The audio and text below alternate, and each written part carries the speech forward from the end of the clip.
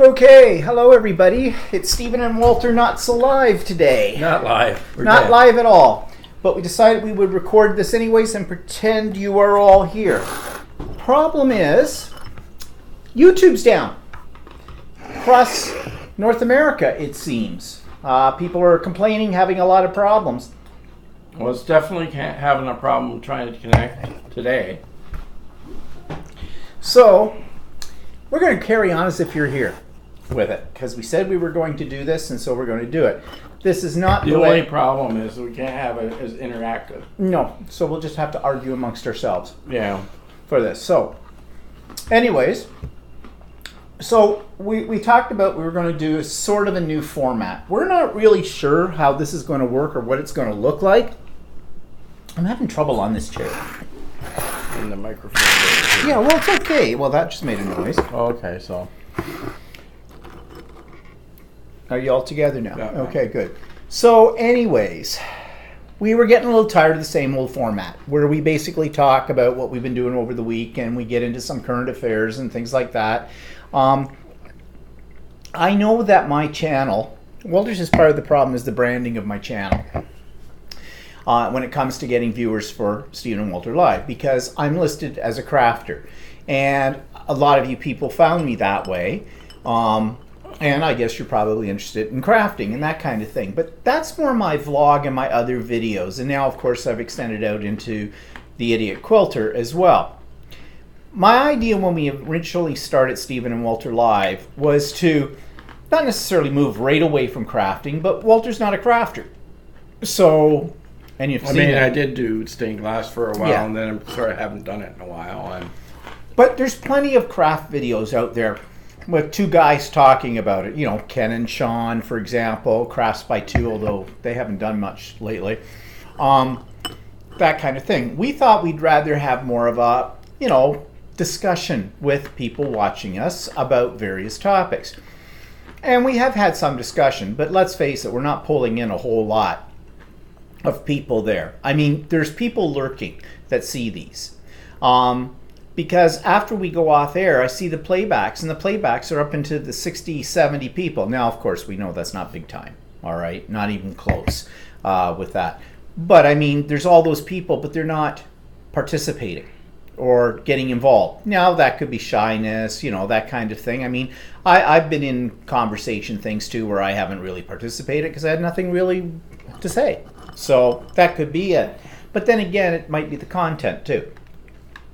So anyways, we've been playing around with technology as well. Now, originally today we were going to try and do the live using our cell phone. Why the cell phone as opposed to the iPad? And I'm talking iPhone. The iPhones have more memory than the iPad, have a faster processor. And because of all those times that we've had with freezing up, we thought maybe we would just try that and see what would happen. Obviously, we can't try that today because we can't connect to YouTube. We can connect to YouTube to watch a video, but we can't connect to YouTube to stream. No. And we're not the only ones having that problem today. There's all kinds of stuff. Walter looked it up on... Yeah, there's a big outage for YouTube in the eastern seaboard of the United States. So, and there are pockets around Toronto where it's not connecting. Yeah. So, speaking of the technology, though, again, I have recently purchased both a new microphone and another webcam. And I have figured out how I can switch between two cameras. Now, I can't switch between two cameras using this setup that this is being video or being recorded on today. I can't do that with the iPads. There are programs that will allow you to do it. One of them is called Switcher. I've talked about this before. It's a monthly subscription and it's expensive as heck. And I'm not prepared to spend $40 a month on something like that. I would invest in a program that's a standalone. I would pay, $100. But is there a problem doing the YouTube channel videos using the two camera setup that you have? Well, no, I'm coming to that. Oh. But no, I've tried it. And there was a couple of people who helped me out last week when I was just doing an impromptu live, and it was just a test. There were some problems. In fact, I have had to buy a new computer to avoid some of those problems, and I can get it to do that when I want to make my videos. The live part of the problem, and I think I have that solved now, was it had to do with something called bit rate and all kinds of other stuff. It's how much information gets flowing onto YouTube servers and what it does. And there's a whole combination of things that I don't even understand that cause a problem. But I can do it. The problem is we'd have to do it in the sewing area. That is not a very conducive area for doing these kind of videos. One, it's not a comfortable sitting place. Two, it is the lighting is bad, really bad for videos in there as well. And three, I can switch cameras, but what's the point? If we're doing something like this, what are you going to see? Now, there is the potential to possibly show some pre-recorded video clips during a live using that system. Haven't tried it, but I think it would be possible. But again, that system is set up in my sewing room. In order to bring it out and say set it up in this area, well, we're talking moving a lot of equipment around for this. And quite frankly, that's a bit of a hassle, okay? So for now, that's kind of on hold, at least in terms of live ones. In terms of doing Idiot Quilter productions, yeah, you'll see that I can make camera changes and they work for what I want to do there, but they don't work for this kind of thing. So that's a technical problem. As I said, we were going to try our iPhone today, but since we can't connect, I've gone back to the iPad to do this because this is what I use to do my vlogs as well. And it's not live, so we're not going to freeze up. There's one guarantee. Of course, we don't have any interaction. Okay, so having said that, we're going to try and pretend you are here, and we're going to try to carry on a conversation, and we're going to try and make it more interactive, although you're not here to be interactive with. So first of all, in the news segment, you know how we always start off and talk about what's been going on the last week? We'll still do that, but we're not going to get into details. So for example, update about my mother. She's fine. Moving on. Sewing classes. I'm taking some. Okay, I'm doing a pineapple quilt and a framed wallet. If you're interested in seeing what those are, check my vlog out on Monday. I'm going to talk about those and show them there. Walter hasn't started his class yet. We went to a barbecue last weekend for a friend's birthday, and you know that because that's why we didn't come on live last week, because we had this barbecue. So it was fun. There was a lot of moments in it. I'm going to talk a little bit about that in my vlog tomorrow as well, but we don't need to get into it yet. Just to say that it was all guys, okay? Yeah, hint, hint. We're coming to today's topic. My cousin came for a visit last Saturday, brought his little girl. My sister and brother-in-law and my niece were here too, and we kind of spent the day after we had lunch playing Legos with her, because my sister brought over a big box of Legos that used to be my nephew's. And that was a little different. Haven't played with Legos. I don't think I've ever played with Legos. I never had Legos as a kid. I was deprived. But anyways, that was nice to see him and everything like that. And it was a good visit. I did an art journal class today. I'm going to talk about that tomorrow on the blog a little bit more. And what's today, and it's leading up to our topic, is that today is Durham Pride Day. Durham is our region that we live in outside of Toronto, and it's today. And we didn't go because I was teaching an art journaling class this afternoon. I didn't want to go by myself. And Walter didn't want to go by himself. And to be honest, probably not. We're not missing much because we went last year, and it's kind of sad. It is a little bit. Maybe this year was the big one, and it was really great. I mean, everything. There isn't a lot of people. The parade isn't very long. No. In this area, because Toronto has got the big parade, and it's not today. It's when is it normally? I don't know. No, it'll be the end of June. It's last Sunday in June. So just Durham region area. It's fairly new to do a pride thing, and it's well, I guess it's not that new. It's never well attended. Either by onlookers or even people participating. No, and then they have something in a local park, which is basically vendors selling their trinkets and things like jewelry, soap, stuff like that. And there's a few displays, like the cops are there with their display, and the army sometimes is there, and whoever. Well, and then that's it. And if there's a election coming up, then the politicians. Oh yeah, the politicians will show up because they want the gay vote, so to speak. But I'm just checking here to see if this will connect live. Well, it says it might, but I don't think so. I'm getting a 3 up there. Okay, these are all ones that I tried before. I wonder if they'll pick up on. No. So I don't know what this is doing. Talk about something here while I'm trying this, because just on the off chance. Yeah, well, the Pride celebrations aren't really that well attended, and the onlookers of the so-called parade, which lasts 5 minutes, are maybe a handful of people. So, yeah. I mean, and they don't really. Last year they had it in Ajax, which is a local one of our communities within Durham Region, and where they had it was on a really busy street, and it's not. It's not. Yeah, it wasn't not a very good area to have a parade of sorts. No, and actually, most of the gay people are the ones in the parade. Yeah. And that. So, and then, as I said, you go to this park thing, and it's really not that interesting. Now, watch, this would be the year when things would be. But, okay, just give me a second here. I'm just trying to see if this will. And you see, this is what it's doing. See the little circle going around and around and around and around? Yeah, well, that should connect in, and it's not. So YouTube is not working. It is dead today. Okay, so anyways, that's what we could have been doing, but we're not. But this brings us to our discussion this week. And I said that we want to go more thematic. And then, of course, this is going to be a discussion between the two of us, so it's going to be more of two talking heads today than anything else, but to give you a feel for it. Maybe it's just as well with this topic. I don't know. And what are we drinking? What are we drinking? Well, we're drinking rotting fruit and... Yeah, rotting fruit. No, actually, it's... we had this when his cousin was over. We had all these fruit trays and vegetable trays and stuff. We had a bag of fruit left over, so I thought, well, I'll just grind it all up and use it as a base for a drink. So it's a mixed fruit margarita. Mostly melon and pineapple. Is there tequila in it? Yeah, there's tequila and triple sec.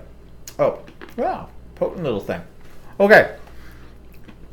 So what we want to talk about... And we're eating these pretzels I brought, which these are supposed to be cheese, but they're really salty. I kind of like them. And then they have salted caramel, which are kind of good. I kind of like these ones. These ones are not that fun. Well, these ones are okay, but they're... really salty. Yeah, they're very salty. They don't really taste cheesy. No. Okay. So, since this is Pride Month, actually, here in Ontario, we thought we'd talk a little bit about gay issues. And the gay issues we want to talk about have to do with being our age and gay. Because whether you know it or not, the gay culture, like many things in our society, is youth-oriented. If you're over 40, you're considered dead in the gay world. But yet there's a lot of gay people that are well over 40. In fact, in society in general, there's a lot of people over 40. Well, I think that's probably true in the straight community, too, that, like... Yeah, well, these young people all think we're, like, dead after 40. And I have to admit, when I was 20-something, I kind of thought the same. Well, you learn, right? But anyways, we were watching a show on YouTube. It's called Into More, INTOMORE, and it has a lot of different things on it, but they were focusing on these 4 older gay men. And when I say older, well, the youngest one in the group was my age. The rest were up there, like way up there. In their 70s. And it's actually very educational. And they were talking about how younger people, both in the gay world and outside the gay world, treat older gay guys like they don't exist. Well, we do. Okay? And then they talked about they had different segments, and they were talking about, stupid questions people ask of gay people. And I think we may have mentioned some of these once before, but like, for example, who does the cooking? Well, Walter does. Okay. That's the hired help. The hired help, yeah. Yeah, really. Well, But the case is true. Like, I mean, why would people ask that question? Because who does the cooking? Why is it so because they think important? there's roles, you know, and there are roles in society. But what they're implying is, who's the woman? Okay? That question is so wrong on so many levels. One, it's wrong because it assumes that one of us plays a role as a stereotypical female. No, we don't. Two, it assumes, whether you're straight, gay, or something in between, that a woman's place is in the kitchen. That's sexist, to start with a question like that. And another reason that question is offensive on a political level is the idea is that, well, naturally one of you is going to be more feminine than the other. No, there are lots of feminine guys in the straight world too, who are not gay. And there are lots of really tough, butchy guys that you would never guess in 1,000 years are gay. And the reason you wouldn't guess they're gay is because they're butchy. So there you go. There's a stereotype. Well, they don't know what necessarily butchy means. They're very masculine. Masculine. Yeah, very masculine. There's lots of guys that are masculine in the gay world. I mean, and yeah, there's a fair number of what we would call femmes. But the same is true in the straight world. So that's why that question is actually offensive, because it has a hidden agenda. The hidden agenda is, which one of you plays the female? We don't play at anything. Okay. I mean, some of us may do what is viewed upon as a more masculine role than other people. Like, I mean, somebody might say, oh, well, Steve does most of the sewing, so he's done the female role, and I have more shop tools or whatever. Or you do the lawn work. But what they don't know is you do the lawn work wearing pink high heels and stilettos and hot pants. So there you go.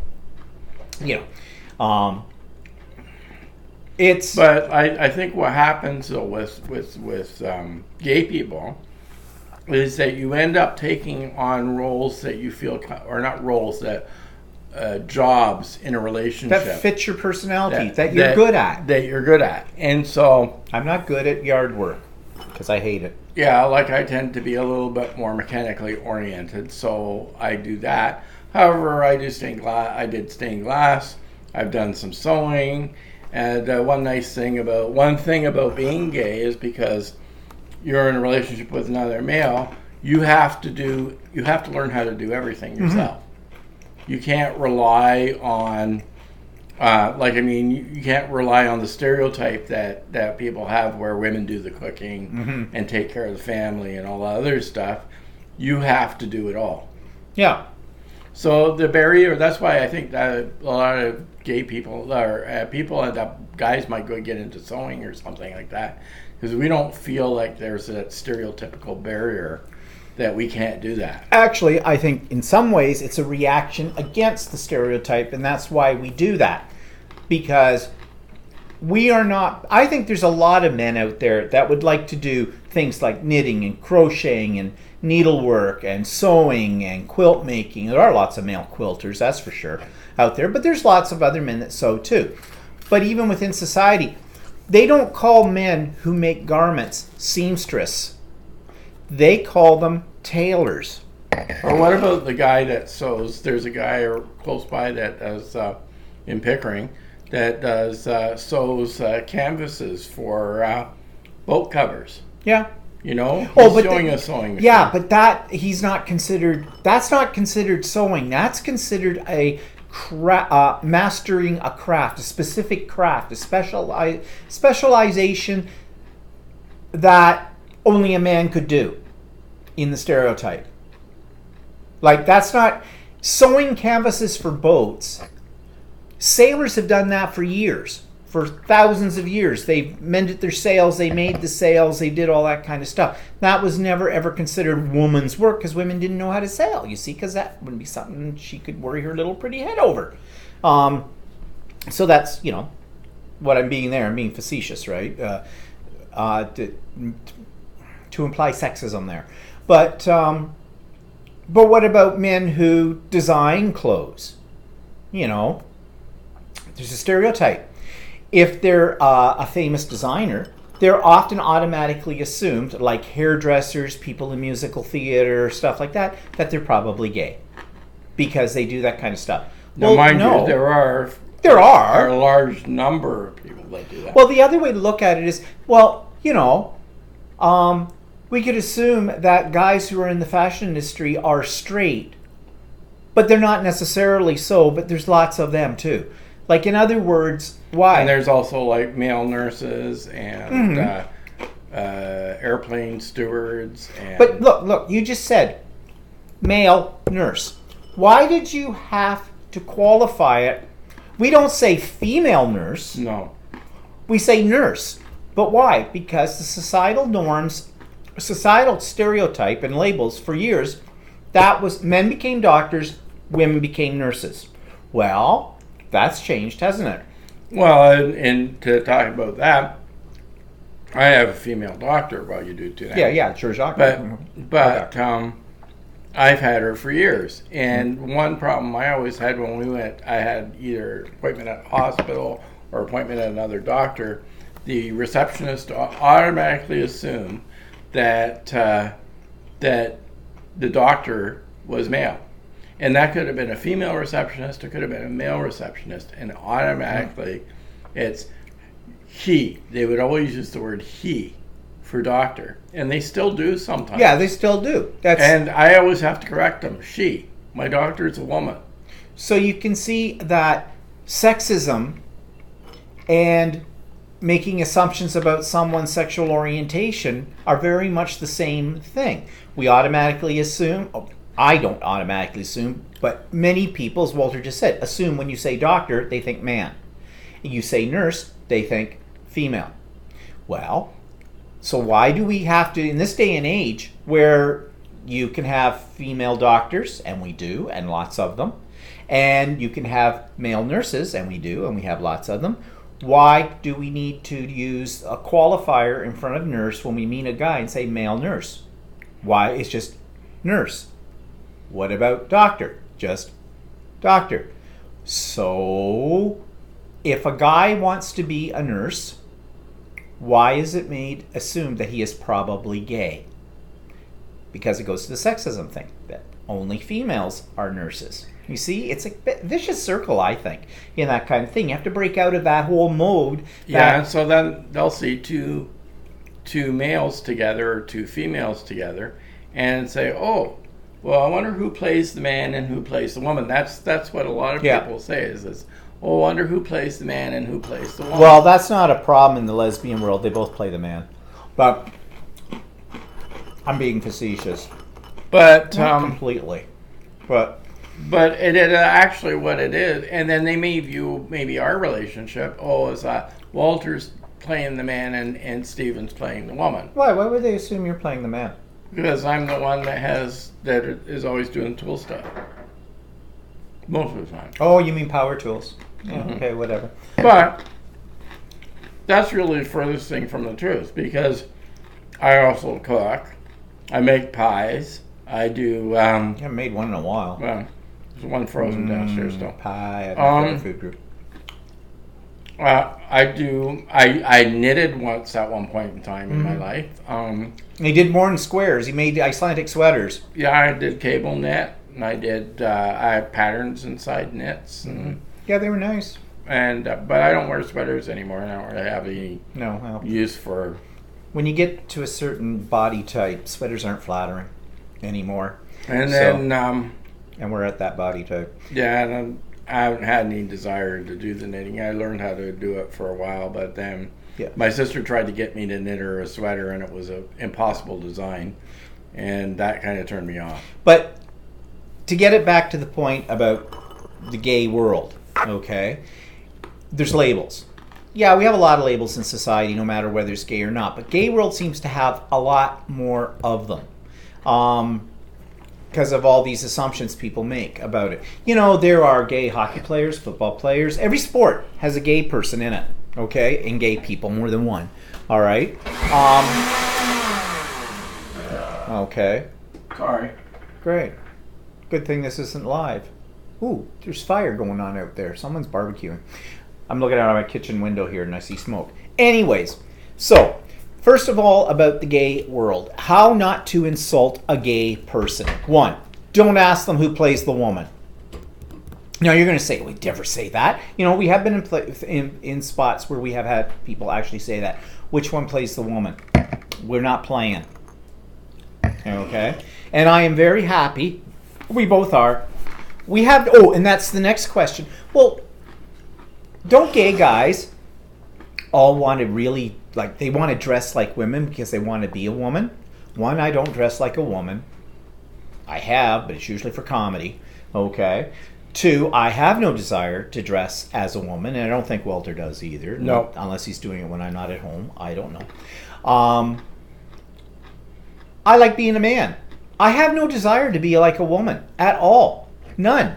Now, there are people who do, though, but they're called transgender, okay? And they basically are people who feel they are trapped in the wrong body, and that's a discussion for another time. And I'm not. However, there's also men that like to dress up as women as a sexual thing. Yeah, and those are transvestites or whatever. Here we go, labels again. Or cross-dressers or whatever. Or you see all these labels. See all these labels that are out there? That's what gets everybody in trouble, are the labels. Because for every label you give somebody, you can find an exception to the rule, if there is a rule. Like it's all on a spectrum of gray. It isn't black and white. You know, some people on the gay line are, if this is gay and this is very, very straight, and this is very, very gay, well, most people fall somewhere in between. And even in the straight world, masculine guys, they may seem masculine, but they may have certain characteristics that might be seen as being a little bit more of their feminine side. After all, I mean, I took sociology in university, psychology, well, my first year because you had to, and they all talk about the animus and the anime, or I'm not sure if I got that right. The anime might be the Japanese art.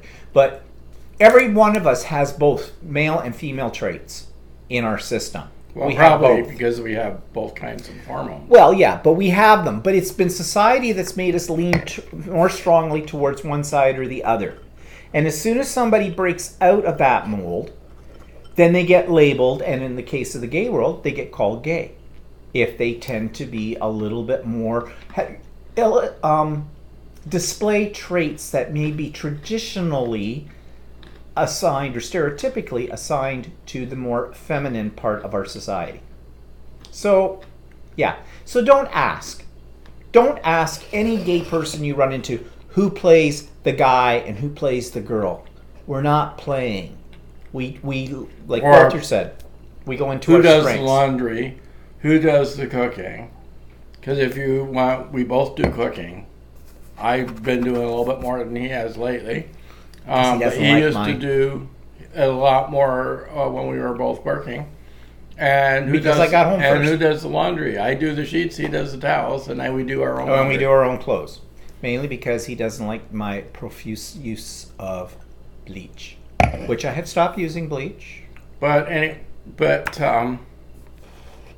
I mean, when people are in a relationship, you do stuff that work to keep your relationship going. Well, yeah, like we Right? both have our strengths and we both have our weaknesses. I have people that I used to work with for years in at my work that were a male-female married couple, where the male did all the cooking. Yep. And the female did a lot of the more masculine handiwork. And So- we didn't turn around and go, oh, he must be gay, she must be a lesbian. No, Yeah. not at all. But that's... And then I know Sorry, couples. Now I also know couples that are useless at everything. yeah, so they hire out. They hire out and eat out a lot. Like, okay, so you do what's you're strong. My strong points lie probably in the in the finer crafts, if you wish, because I have an interest in that. But Walter's very crafty as well. And I think I'm fairly creative as well. If I have to drive a nail into a wall or a board, I can do it. I don't enjoy it, and I'm going to screw it up. But if it's a necessity, see, this is the other thing. If I had to, I could do it. If I had to cut the grass, I could do it. If I had to cut down a tree, I could do it. I mean, I may not do it exactly the way it's supposed to be done, but I would figure it out. But when I've got somebody else who can do it, nail file to cut down the tree. Oh, you're so like we're just talking here about labeling and the whole bit. Oh, you just go away. You just talk to the hand. You're such a bitch. Oh, yeah. See, stereotype. Okay, like all gay men have limp wrists. No, we don't, because we do this every day as an exercise. In and out, in and out. Here we go, in and out, and that's what strengthens the wrists up, so we can do that all day. Yeah, I'm joking. Okay, well, at least we don't do that. Be careful when you do that. Do what? Drum in front of. Oh yeah, I forgot. Yeah, we're not using the Yeti. Anyways, so back to that. So that's stereotypes and everything like that. Now let's bring that into the older gay guy world. All right, those stereotypes exist at any age level, but there are stereotypes that exist within the gay culture itself, and it has to do with ageism. All right, younger gay guys look at older gay guys and they label them. They label them according to how they look. For one thing, okay, I'm a silver daddy. He's a bear, sort of, not a big bear. Although, well, never mind. Make it all the time. Okay. Now, what does a daddy mean? Well, Walter could be considered a daddy as well. To a younger gay man, a daddy is somebody who, one, they may not have had a good relationship with their own father when they were growing up. They have found an older male who seems to take an interest in them beyond a sexual interest, okay? Who maybe gives them a sense of security. They look up to this person for, words of wisdom or guidance and things like that. Also, daddies, though, mean usually an older man who has some money, or at least the younger man thinks he has some money and will spend it on the younger guy. And those are kind of a leechy relationship. And not unlike the older straight guy that goes after the young blonde that... Yeah, kind of the lech thing, okay? But younger guys, if they show any interest in an older man, and when I say older, probably anywhere 20 years or above, a difference in their age, you can't really trust them with that. I got a messenger notification. Why am I getting a messenger note? Oh, it's Chris. Yeah, you didn't, because YouTube's down.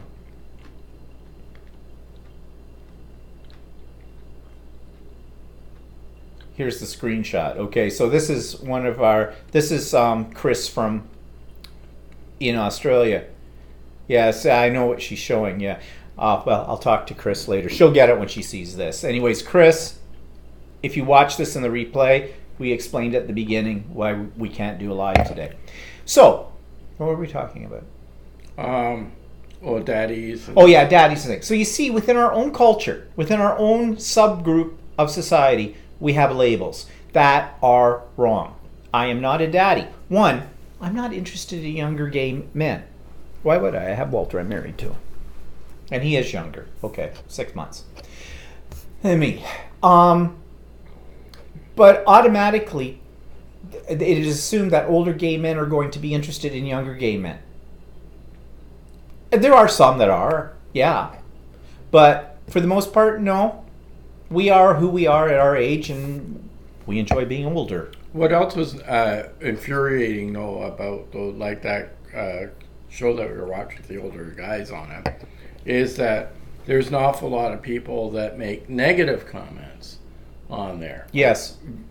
Scathingly negative comments. Like they talk one about their body image, okay? So that's another thing in the gay world, especially amongst the younger gay men, is that you've got to be the body beautiful. And they spend a lot of time going to the gym, and they spend a lot of time doing their eyebrows and getting the tans and wearing the right clothes and all that stuff and being really hip, which by me saying the word hip makes me unhip because that's an expression that no one uses anymore. So, and so they figure you're useless. You might as well crawl up in a corner and die. No. And that's what these 4 guys were saying. They still have active lives out there. And you can have. Like, even in the straight world. Younger people look at straight people, older straight people as, oh my God, you wouldn't know anything. You're out of it. No. Yeah, some are. But, I mean, like for the most part, the average age that people are living to now is there are more people living to be over 100 years old, and a lot of them are still with it. There's people in their 90s that are still living very active lives, and that's in the straight world, and that's in the gay world as well. And in fact, in the gay world, it's probably more important that we watch our health and try to keep active because we really don't have anybody to look after us. Well, not us. Like, there are gay people. Well, there's families. But that's another issue. We'll come to that.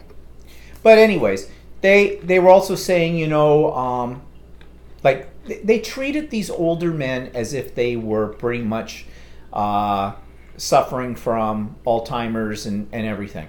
Or they'll say things like, you people are sick, and yeah, stuff like that. No.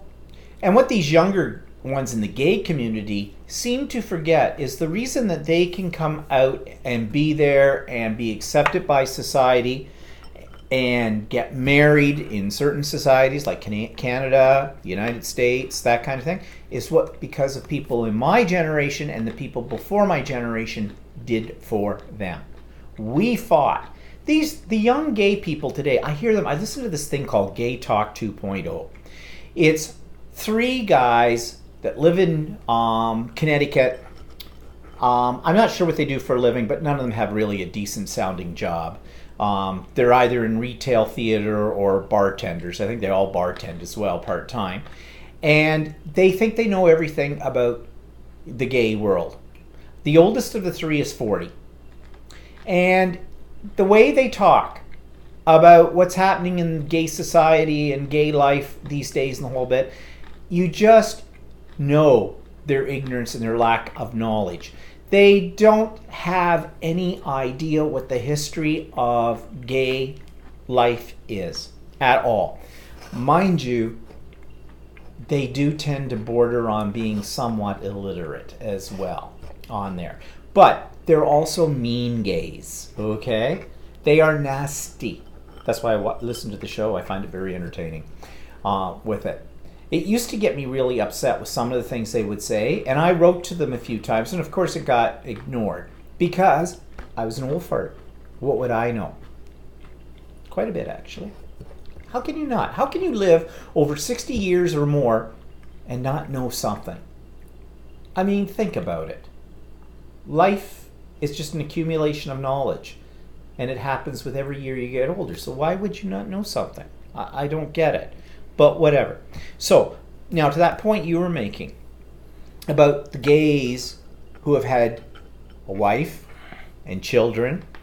I'm not talking about the guys who decide to get married and adopt children or whatever, or have them by surrogate or something. I'm talking about the guys, which I could have been one of at one time, but I didn't go through with it. But they get married, usually at to a woman at a young age, because they're still struggling with who they are. And of course, depending on the time period, like in my case, in the early 80s, and that, I was just a new teacher and the whole bit. And there's no way that I could come out because I would have lost my job. Simple as that. Also, I didn't want to be gay. I did everything I possibly could do to fight what was my natural nature out of it all. And it was causing me an awful lot of stress, to say the least, and anguish, and borderline mental problems at times and things like that. And I did meet a woman. And did I fall in love? No. I respected her. She's a wonderful person. I will never say anything bad about her because there's nothing bad to say about her. But we talked about marriage and the whole bit. I came out.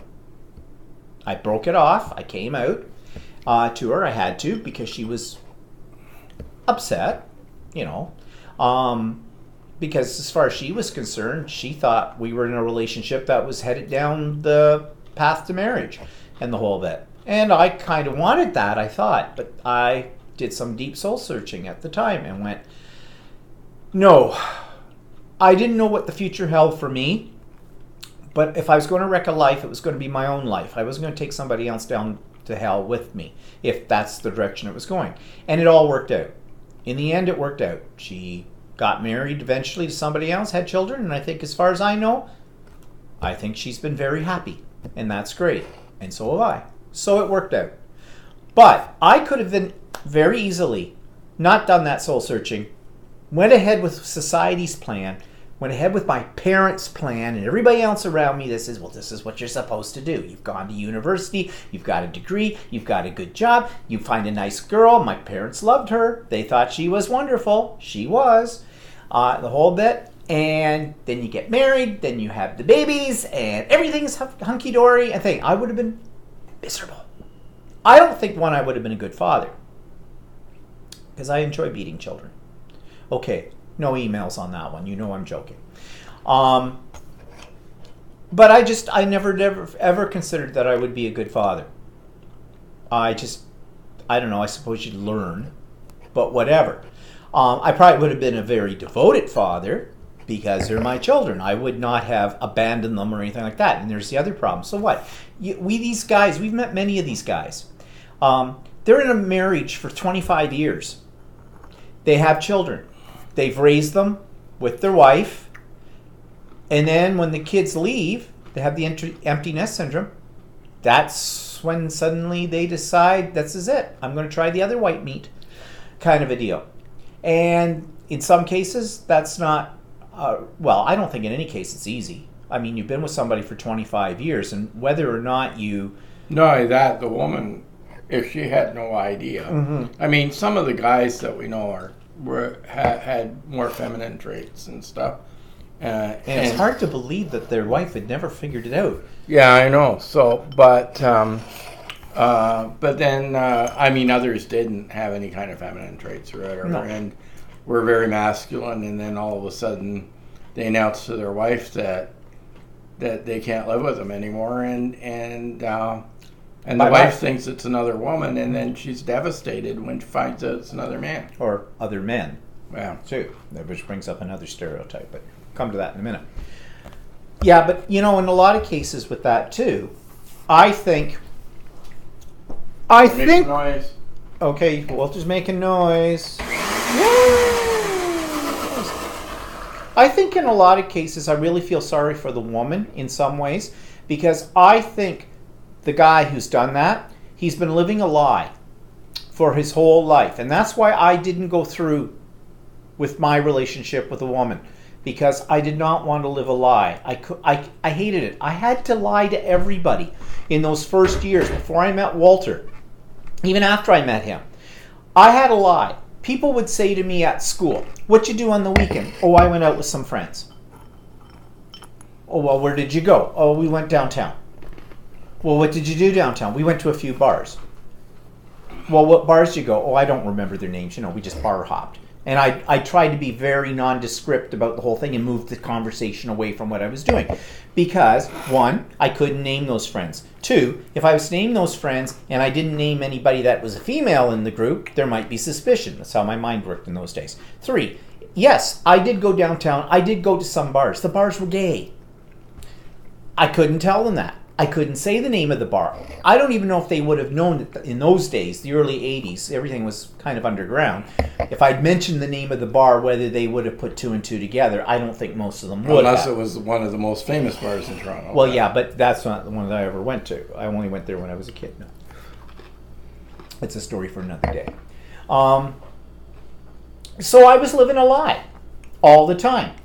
when I met Walter, we were still living a lie because I couldn't name him and I couldn't bring him to things where these other people would be, because then they would know.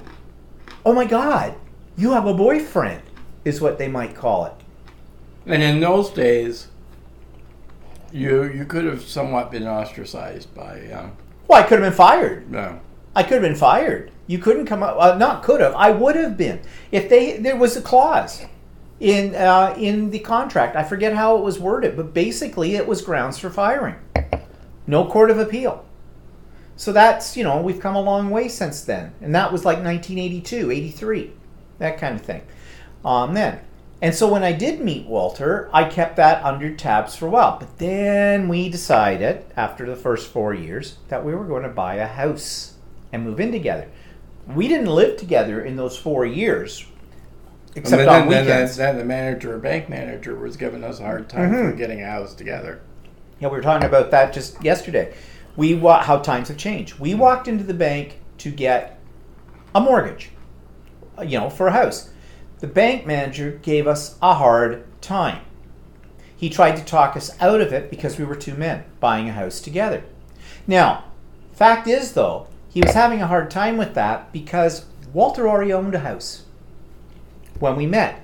And that was part of how we were going to get the money for the down payment on the house we were looking to purchase. When he heard that he owned a house, he started, you could see the money signs going up in his eyes and things like that. Ka-ching, ka-ching. Oh, wait, you have assets. Oh, well, okay. And then when they heard that we both had decent jobs, it went ka-ching, ka-ching. But he still couldn't get over the fact, we didn't walk in and say, we're two gay guys, we want to buy a house together. We just said, we want to buy a house. Simple as that. I mean, I was fortunate that we went to a lawyer who was a Seventh-day Adventist. Not that that was anything significant, but he gave us really good legal advice. Yeah. And I don't know what the religion Seventh-day Adventist is all about, but he was doing he may not have agreed with our lifestyle, but he saw it as business. He saw it as business, and he said, well, people in your situation might consider this for legal advice, right? And actually, he was really good about stuff like that. You see, because this is all before we had same-sex marriage and the rights that go with marriage. We were two people about to move in together, so that meant that if we stayed together for 2-3 years, common law in our country would kick in, which basically, for the most part, said that we had certain legal rights if one of us passed on, the other one, and this kind of stuff. But there was still a gray area. It was still a gray area, and it could be fought in court by a relative or somebody like that. Yeah, I know. They'd have to prove that, or they'd prove that it was easy for them to prove that the relationship was a sham or something like that. So, we had all those obstacles that we had to face then. The youngsters today, the millenniums, or whatever, in the gay world, they don't have to face these. Not in our country, okay? Other countries in the world, not so liberal, as we know. But in our country, no. They don't have to worry about losing their job because they're gay. They don't have to worry about going in as a couple and getting a mortgage for a house. They're treated the same way as a straight couple going in. As long as you can show that you have the financial backing to be able to afford the mortgage payments and the whole bit, you have a steady job, all that kind of stuff, they can't refuse you because you're a same-sex couple. When we used to go to restaurants, you still had people look at you, especially as you get older. Well, no, I think that when we were in the early days, we would go to a restaurant and it was like they stuck you in the back corner. Yeah, you get the worst table. Today, gay people usually get the best table. Why is that? Because they have finally figured out that the gay community, for the most part, have the most disposable income. Because, especially gay men like us who have educations and great jobs, or had great jobs, and the whole bit, they go, ooh, okay. Because No, we're yeah. not paying for the education of our children. Although some gay couples are because they've adopted. Now that's all changing. All those parameters are changing. But in our day, in our time with that was a rarity. In fact, you couldn't adopt children.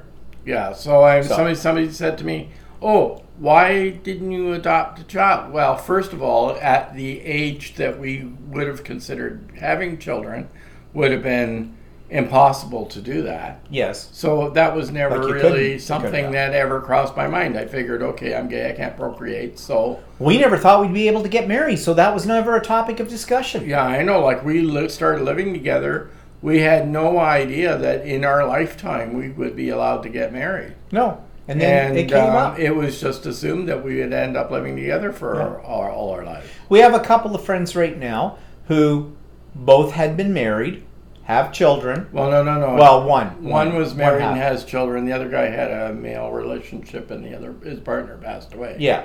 Okay. They're getting married in a few months. Now, and the whole bit. No one bats an eye at that. When we got married, it had only been legal for a year in Canada, and most of the people at our wedding were straight people. We had a small wedding. Now, a few of the people came, but said to us they didn't agree with what we were doing. But at the same time, they came because they knew us. And so I guess they might have been a little torn. You know, if they hadn't showed up, would we have hated them? Yes. Because that would have spoke volumes. Meaning, okay, fine. You're not our friend. In fact, we had a couple of gay friends that we were close to for a while, and we invited them, and they turned us down. They turned us down. So we're not friends with them anymore. No, we're not friends with them anymore. But there was a little bit more to that Yeah. story too that deals, and that's way beyond the scope of what we're talking about today. But yeah, this is so. As older gay men, we've learned a few things. Younger gay men really need to stand back. Well, actually, in society, all young people need to stand back and respect their elders, for one thing. Because the older you are, the more you have to give to these younger people. And of course, that's just the nature of being young, isn't it? Because I think about what kind of people we were in our 20s. And we used to go out, before we were out, we hung around with a bunch of other people that were straight who didn't know we were, well, yeah, they did at one point. They did learn. It was sort of a transitional thing. But we were nasty 20-somethings.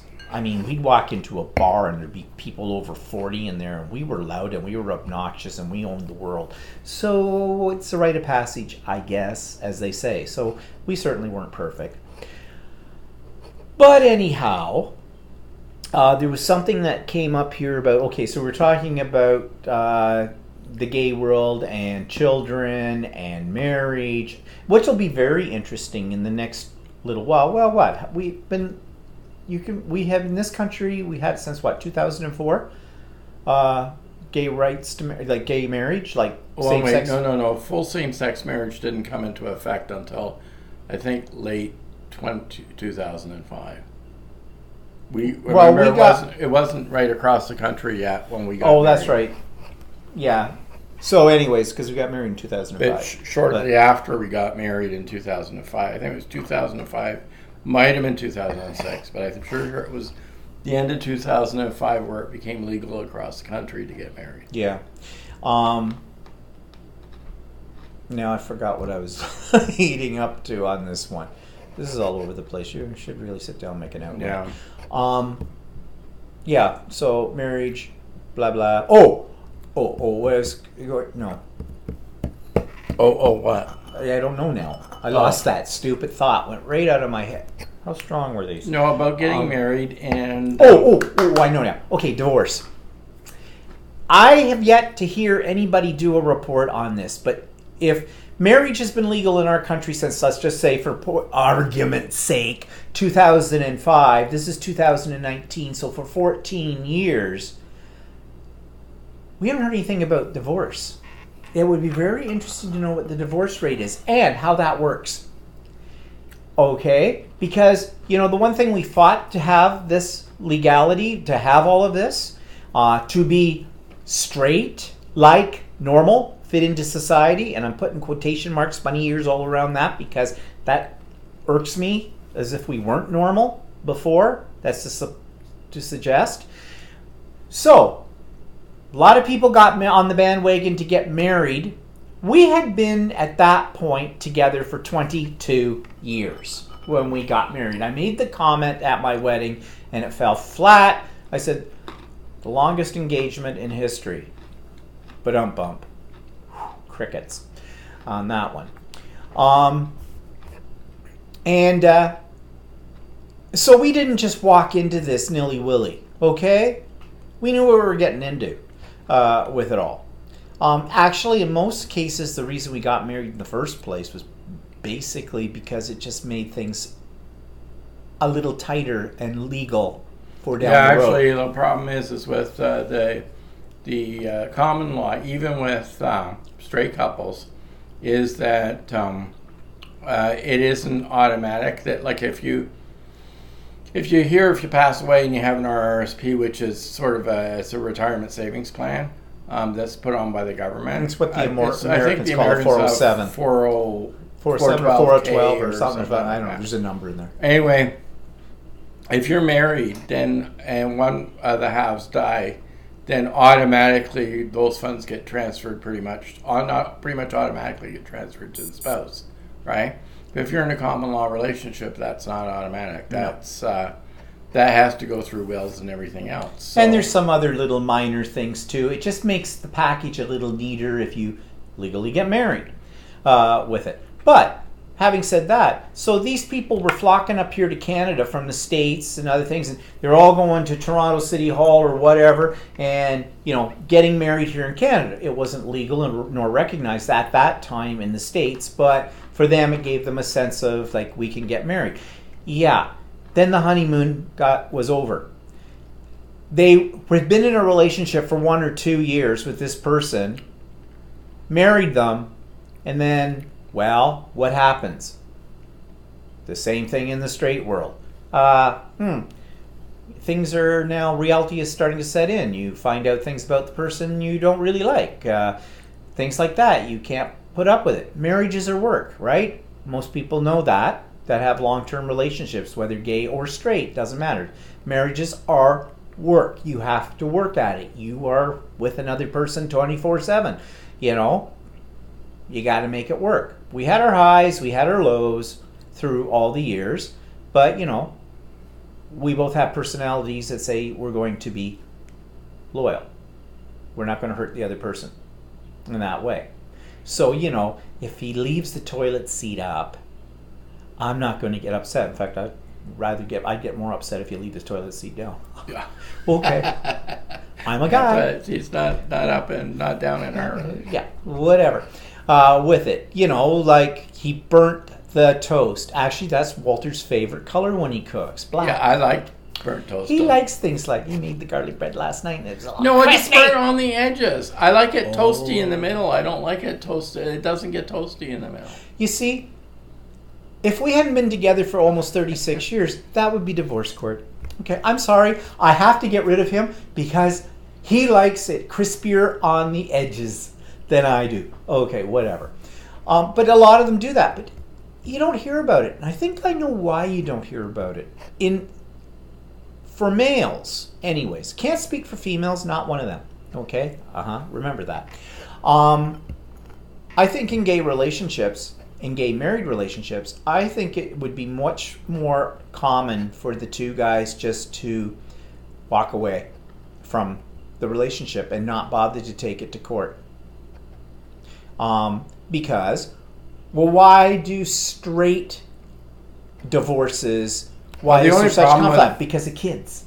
Because they have to look after the kids. The only problem with doing that is that if the other person ends up in another relationship, right, then that first married person still has dibs on half of whatever. Yeah, now.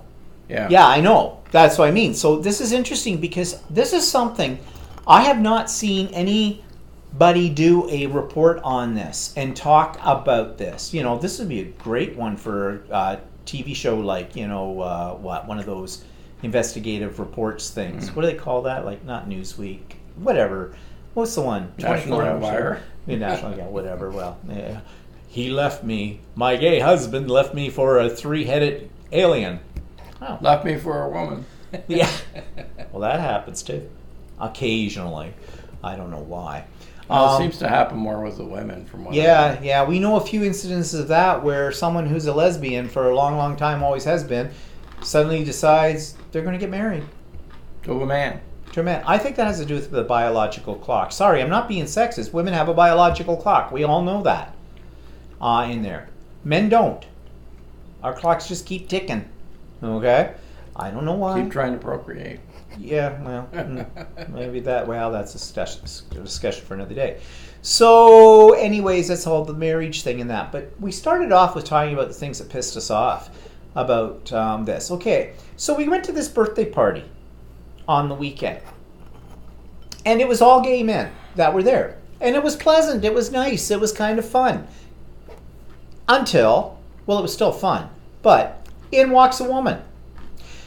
She's a friend of the birthday boy, and she brought a very special gift, and I don't want to say too much more about it because not that any of you probably know who I'm talking about, but if they should listen to this, and we had a really good time at your birthday party, and we want you to know that, and we loved it, and thank you for inviting us. And nothing against them. But this woman came in and sucked all the oxygen off the deck. Okay? And I'm sorry, but when women are around gay men, that's exactly what they do. Am I being sexist? No, I'm not. I'm stating a fact. Women walk into a room full of gay men, and for some reason, they suddenly feel that they can say and do anything that they would not necessarily do if they walked into the same situation and everybody were cisgender couples. Okay? If you don't know what cisgender is, mean born and act with the way they were, straight. Okay? So, and I don't need anybody to qualify that and write down, go, cisgender actually means this and you've got it wrong. You do? I block you. Just saying. Well, I thought cisgender just meant that if you were born a male, you are a male. You are a male. Yeah, okay. Thank you. I'm going to now block you. Whatever. What I'm saying is, she walked in. Oh, it was a hilarious gift that she gave him, and it was extremely appropriate and the whole bit. And yes, it added to the party thing and the whole bit. But she's one woman in there, and suddenly everything was directed towards her. And she commanded that direction. And she took the center of attention. She took the center of attention. There was tickets involved or something for a future event. Suddenly, cell phones came out, and they were checking to see the availability and doing whatnot. And gay men are not necessarily comfortable when women walk into a mass of them. On a one-to-one basis, a couple of gay men, a woman, whatever, it's not a problem usually, and usually you know them well enough and the whole bit. But for some reason, and we have friends like this, they're good friends, they've been to our house, they are straight couples and the whole bit, but it seems when the women walk in, it is they can say things to us, or feel they can say things to us that they would never say to a man that wasn't gay. And they can make jokes about it. And they can do criticism about it. And when that happens, I know these are friends. I know they don't mean to hurt me or do anything like that. And I'll play into it with them. I'll do the camp thing. Go, oh, girlfriend, you just talked to the hand. Oh, my God. Like kind of things. I can't do that. I can do it well. It's not a problem. Used to do it in class all the time. Yes, because I'd hear one kid call another kid a faggot. And I'd go, excuse me? Excuse me, if he was a faggot, these window dressings would not exist. You just go sit down. You turn your head the other way. I do not want to speak to you right now. And some of the kids said, sir, you do that too well. And I said, I've had a lot of practice. Yes, the kids knew I was gay. Okay, this is the later part of my career. By then it didn't matter. It was cool for them or whatever. Not for their parents in some cases, but anyways, it's a story for another day. So yeah. So this also brings up something, kind of jumps here, I know, but I'm going on tangents on all of this because I don't have a live audience to feed off of. Criticize. Yeah, that too. But, okay, a mother always knows when their son is gay. Bullshit. They do not. My mother didn't have a bloody clue. I came out to my parents at 30, didn't have a clue. My mother started to cry. I was so young when you had you and I didn't know what I was doing. Yeah, Mom, it had nothing to do with that, okay? That's not why I'm gay. My father goes, well, it's a phase. Dad, I'm 30. You don't have those kind of phases. I'm moving towards a midlife crisis at that age, okay? So, no. My mother didn't have a clue. I thought she did. Because that's what all the shows on TV told me, that mother knows best. She always knows. They don't. And not only mothers, women in general. They cannot spot a gay guy unless he's walking around doing this. Hello, that kind of thing. Well, except for there's a couple of guys that I've known that are like that. They're very campy and were married. And when you talk to their wives, They didn't have a clue. they didn't have a clue. And Now, maybe they didn't want to have a clue. Maybe they suspected at one time, but that was too upsetting for them, and so they buried that.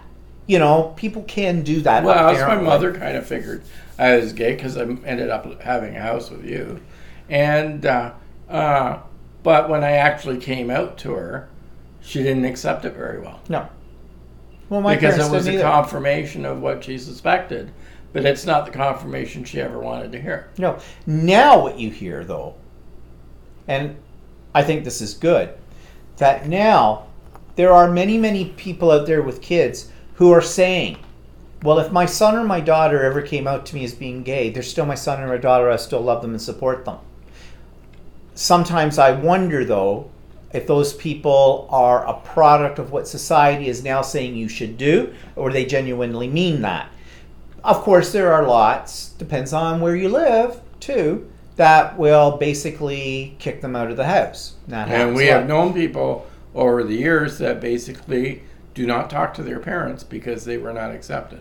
Well, you know, funny thing is, now, as a 60, almost a 62-year-old man, over at the nursing home, at my mother's nursing home, she sits with two ladies. And there was one day we were over there, and we took her down. No, we were there because it was a Mother's Day event they were having. And we went down. She was having lunch with these two ladies at her table. And we went down to pick her up to take her where they were going to have this event in another area of the nursing home. And my mother says, oh, this is my son, and this is my oldest son, and this is his husband. Now, it took my mother many, many years to use the H word, okay, on that one. So, you know, but I was kind of proud of my mother that, you know, she sits with these ladies, but they're not bosom buddies yet. She hasn't known them that long, and the whole bit. And the two ladies were fine. We said, hi, how are you? And blah, blah, blah. And we wheeled my mother out. Well, I found out a few days later that my mother had a little conflab with this lady because she made a comment about your gay son. And I guess, well, to hear it from my mother, it got her a little upset and the whole bit. And I says, Mom, that's not your problem. And it's not my problem. It's her problem. Just leave it alone. There isn't anything you can say or do that's going to change her opinion about gay people. It's been inbred in her since the day she was born. That's just the way it is. But that's not my problem. When I first came out, that was my problem. My problem was, how are people going to perceive of me? When we were together, how are people going to see us? We would try to purposely do things that would not necessarily associate us with the gay world at the time. And we were not living, as the new phrase is, living our truth, okay? Out of it all. But now we do. I have no problem walking up to complete strangers when I first meet them and hi, and this is my husband.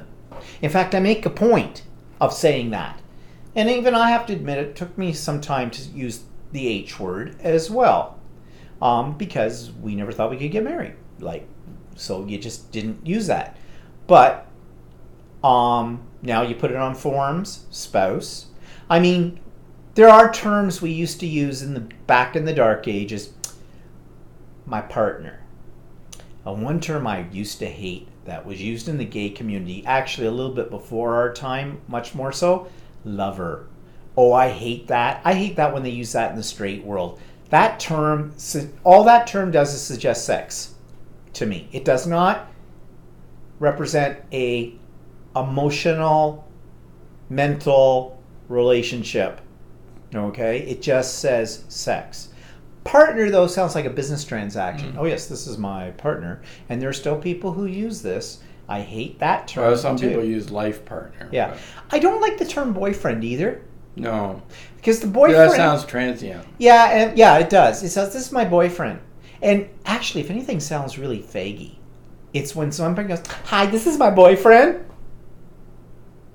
Yeah, okay. Great. That's nice. But then what are they supposed to use? I don't know. Someone I'm seeing. That's why I always said partner for a long time, because that was the only thing that you could sort of say that sounded... Well, it didn't. But now it it seems didn't to give be you that away. a lot of straight people are using partner. Yeah, they do, because they're not getting married. Yeah. Yeah, they've been with them forever, but they're not married, and they've had a couple of kids in the meantime. So, I guess I have a prejudice. Unmarried gay people, or unmarried straight people having children out of wedlock and staying together.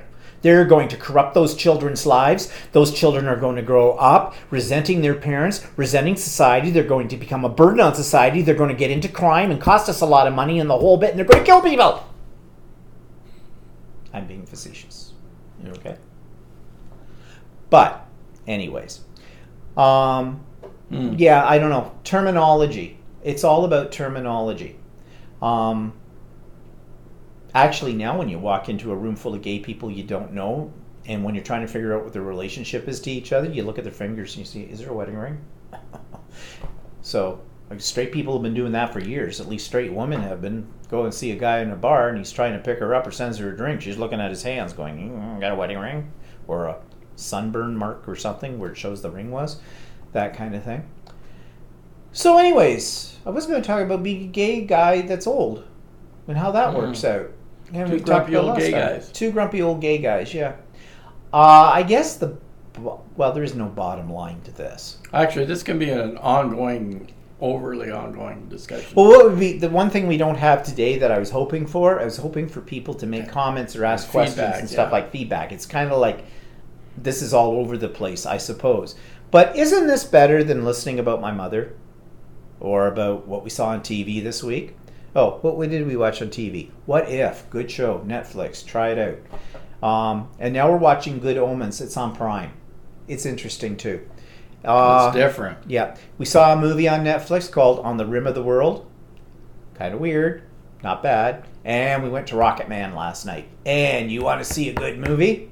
And if you're a fan of Elton John, and most of the people in the theater were our age and older in it. Yeah, so senior citizens thing. Yeah, Walter kind of thought, oh, look, the buses arrived from the home with them all in there. But But it was good, but if you're actually going there looking for a biography or something, it's a loosely... it's done in the form of, it's based on his life, but it's done like a musical, but not quite a full-fledged musical. It's hard to describe it.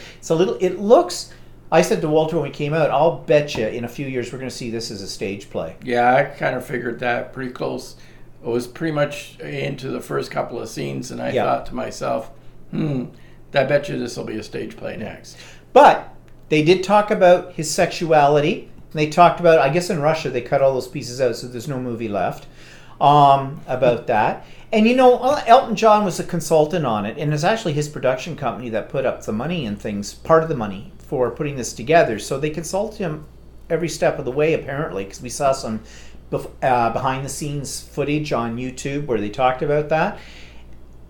I don't think I would have liked well, not that anybody will ever do that, but I would want somebody doing I don't think I'd be comfortable with someone doing a biopic about my life and talking about my sexuality and stuff in there. Yeah, but see, he's famous. Yeah, but mind you... I mean, nobody cares about you. No, I was going to say, but mind you, his sexuality was probably a lot more exciting than mine ever has been. So, never mind. Yeah, but it's good. If you've got an interest in Elton John or his music, go and see it. If you like the music, if you like listening to the music, there's a lot of his music's played throughout it.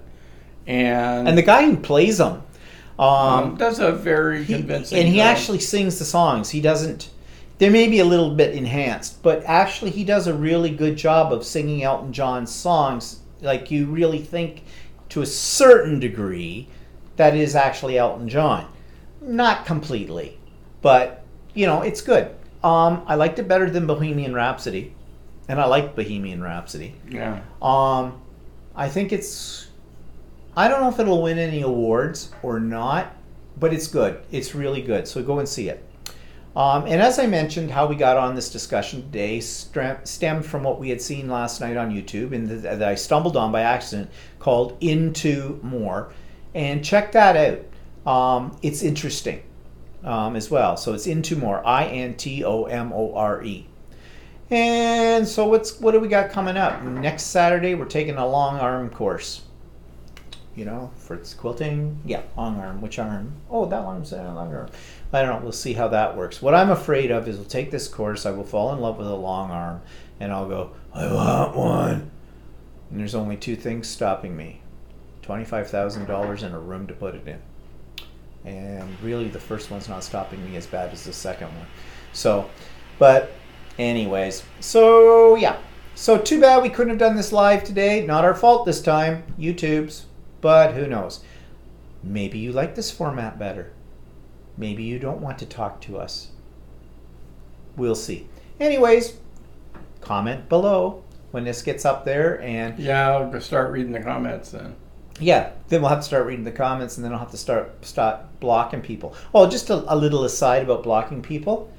You know, when we were having the whole discussion there a couple of weeks ago about vaccinations and stuff like that, and I had made a comment about nurses and teachers being the worst people when it came to getting flu vaccinations or the flu shot, who, you know, should be getting it because of them working with the public and are educated people, and they know that you can't get the flu from that shot. Well, some woman wrote a comment, and I deleted it and I blocked her.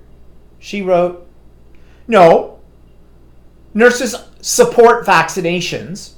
One, listen more carefully, I was talking about flu shots, not vaccinations like that. And I never said that nurses did not support flu shot is? Yeah, well, okay, but I did not turn around and say that nurses do not support vaccinations in general. I said that some nurses don't get flu shots, as in some teachers don't. I wasn't picking on nurses, I was picking on attitude. That, you know, in this day and age, yeah, okay, and just get your facts straight. Okay, that's the line that did it. Bye-bye, block. You know, constructive criticism, always welcome. Not a problem. I know my opinions, they're not your opinions. They're not Walter's either sometimes. And he lets me know.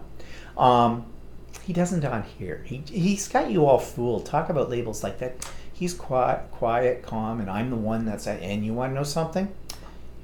If you got to know us, you would know that that's not quite the way it is. It's more reversed. But anyways, so I blocked her. I mean, if you're not going to qualify what you're going to say, if you can't put it in a complete sentence, and if you can't state your opinion in a reasonable manner, then why should I waste my time with you filling up space on YouTube on my section? I'm not going to do that. I do have the control. My station, our station, we can control. But I don't want me scare you off on that kind of thing. Yeah, and you know, most of you know how that works. Okay, been nice talking to you when you're not here. So and hopefully we can do this live next week. Yeah, hopefully next week. And what's our topic for next week? We haven't got one yet, but we'll come up with one with it. And I hope it will engage you into two-way conversation because, quite frankly, it gets boring hearing ourselves. And when I say ourselves, I mean me. Okay, bye-bye. Okay, bye.